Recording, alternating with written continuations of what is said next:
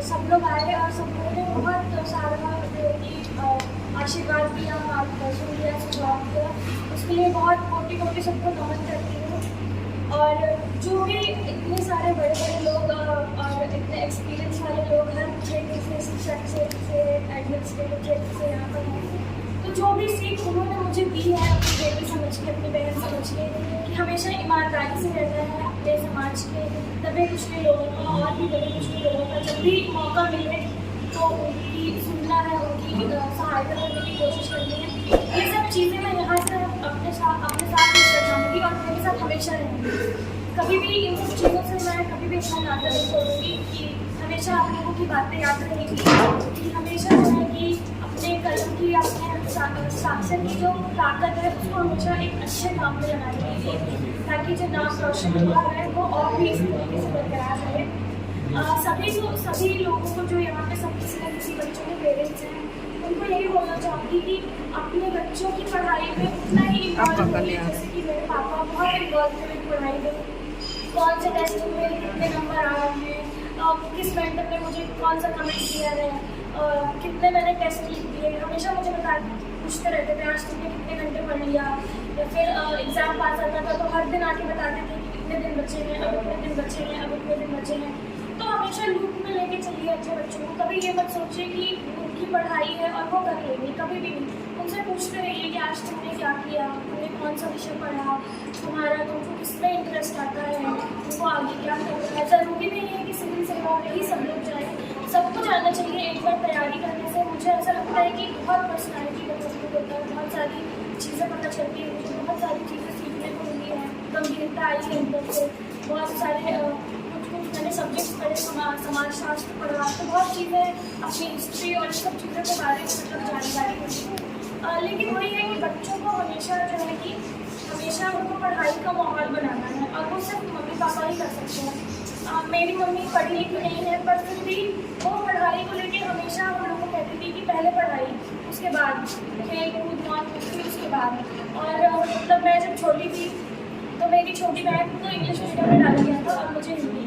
तो वैसे तो दोनों ही मीडियम अच्छे हैं, सब कुछ अच्छा है, सब लोग हिंदी मीडियम से भी करते हैं, लेकिन फिर भी मेरी मम्मी ने इतना भी सोचा कि उसको इंग्लिश में डाला है, इसको हिंदी में क्यों डाला है, इसको भी डालो इंग्लिश में। तो वो मेरी मम्मी का इनिशिएटिव था। जो मुझे लगता है कि जो वो भी पढ़ी थी जैसे उनको पता है, लेकिन फिर भी जो है कि उन्होंने इतना सोचा कि जब एक बच्ची इंग्लिश मीडियम में पढ़ रही है तो आगे इसको दिक्कत ना हो, आगे का ज़माना क्या पता बदल जाए, इतना उन्होंने सोचा। तो मुझे लगता है कि वो एक बहुत बड़ा टर्निंग पॉइंट मेरी लाइफ में रहा और मैं उनको हमेशा उसके लिए हमेशा उसको मजाक में थैंक्स बोलती रहती हूँ कि अच्छा हुआ आपने जो है कि ऐसा करा। हमेशा जो है कि और बच्चों को भी हमेशा की पढ़ाई को हमेशा ऊपर रखना है। हम लोगों ने भी बहुत जैसे कि सब लोग बोल रहे हैं कि उनको बोला कि पढ़ाई करनी है, मौज मस्ती करनी है। अब पढ़ाई को हमेशा प्रायोरिटी पर रखना है। जब हम फोकस करके पढ़ाई करते हैं तो हमारे पास बहुत टाइम होता है मौज मस्ती करने का। मैं हर जगह ये बोल रही हूँ कि मैंने कोई स्ट्रगल नहीं किया, क्योंकि स्ट्रगल एक बहुत बड़ा शब्द है। आप लोगों ने किया है तो मतलब आप लोगों का वो स्ट्रगल वाला एक्चुअल फेज रहा है कि रिसोर्सेज नहीं है, फाइनेंशियल दिक्कत है, घर में कोई परेशानी है।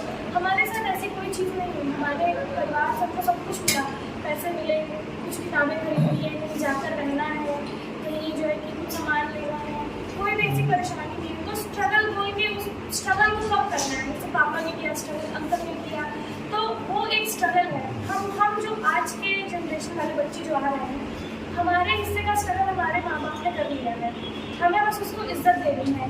हमें इज्जत ऐसे देनी है कि हम इतना पढ़ लिख के एक अच्छे एक वेल सेटल्ड इंसान बने, अपने वेल सेटल्ड भारत के एक सिटीजन बने कि हमारे अंदर इतनी पावर हो कि हम किसी और का भी भला कर सकें, हम किसी और को भी मोटिवेट कर सकें। तो मेरा मोटिवेशन का यही सोच रहता था कि मुझे अंदर से लगता था कि मुझे कुछ करना है और ऐसा कुछ करूँगी जिससे मम्मी पापा बहुत खुश होंगी, लगी उनको कि अरे ये तो मतलब बहुत ही कोई अच्छी चीज़ अचीव कर ली है। और बाबा साहब अम्बेडकर से मैं हमेशा प्रेरित होती रही हूँ, उनकी मैं किताबें पढ़ती रहती थी। और जो है कि उनकी ही एक लाइन जो मुझे एक जो उनका वाक्य है जो मुझे हमेशा याद रहता था कि आपके पैरों में भले ही जूते ना हो, आपके हाथों में किताबें हमेशा होनी चाहिए। कभी भी किताबों से अपना नाता नहीं तोड़ना है। आजकल जो बच्चे के लिए मैं बताऊँगी कि इतना सारा मोटिवेशन गाइडेंस अवेलेबल है। आपको अंदर से मोटिवेशन चाहिए, आपको बाहरी मोटिवेशन की बिल्कुल भी ज़रूरत नहीं पड़ेगी। किसी की भी मोटिवेशन की बातें सुनने की ज़रूरत नहीं। आप अपने घर के सिचुएशन से मोटिवेट होइए, अपने मम्मी पापा के स्ट्रगल से मोटिवेट होइए और आप पढ़ाई करिए। जब फोकस रहेगा, लक्ष्य रहेगा, तो बहुत आसानी से हो जाएगा। मैं अभी भी कहूँगी कि मैंने कोई स्ट्रगल, कोई सेक्रीफाइस कुछ नहीं किया। बस मैंने सिर्फ एक चीज़ करी कि मैंने ये तय किया कि मुझे इतने घंटे पढ़ना है, ये चीज़ें ख़त्म करनी है, ये टेस्ट लिखना है, उसके बाद मैं जो भी अपना मौज मस्ती का जो भी अपना लोग करते हैं एंटरटेनमेंट वो करूँगी। तो बहुत ज़्यादा घबराना नहीं है। बहुत बड़ी परीक्षा ऐसा लगता है बहुत बड़ी है, बहुत बड़ी है, और अपने तो आसपास में भी कोई नहीं होता है कि जिसको हम देख सकें या जो कि जिसने करा हो, तो हमको लगता है। लेकिन एक बार जब आप क्लियर हो जाएंगे कि ठीक है ये चीज़ें पढ़नी होती हैं, ऐसे ऐसे करना होता है, किसी को आप सुन रहे हैं। मैंने भी बहुत सारे जैसे कि फीमेल टॉपर्स जो भी रही, टीना लाभी या फिर और भी जो भी हर साल आते रहे हैं, उनको मैं सुनती थी। वहीं से मैंने भी सीखा। कहीं से भी मैंने ऐसा नहीं है कि मुझे किसी ने सब कुछ ला के दिया कि ये करना है। अपने लेवल पे हमको हमारे पास मोबाइल है, हमारे पास इंटरनेट है, हमारे घर में सब सुविधाएं मिली है। हमको सिर्फ अपने दिमाग को शांत रखकर एक ही लक्ष्य रहना है कि हमको अपने जीवन को सुधारना है। वो जीवन हमारा सिर्फ शिक्षा से ही सुधरेगा, और जब हमारा जीवन सुधरेगा तभी हम दूसरों का जीवन सुधार पाएंगे। तो सबको बहुत बहुत धन्यवाद देना चाहूँगी।